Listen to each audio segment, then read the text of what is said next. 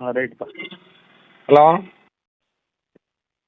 Hello எத்தனை முறை தான் சொல்கிறது ஹலோ ஹலோன்ட்டு? யாருங்க சார் நீங்கள்? வணக்கம் சார். நான் சொல்லுங்கள். நான் வந்து ஒரு சேனல்லேருந்து பேசுகிறேன். என்னோடய பேர் வந்து ஹனீஃபா பாண்டிக்காடு. என்னது?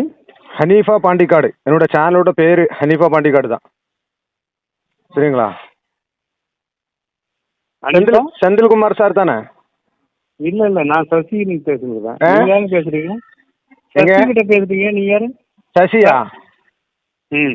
செந்தில்குமார் இல்லை. உங்களுக்கு யார் வேணும் உங்களுக்கு?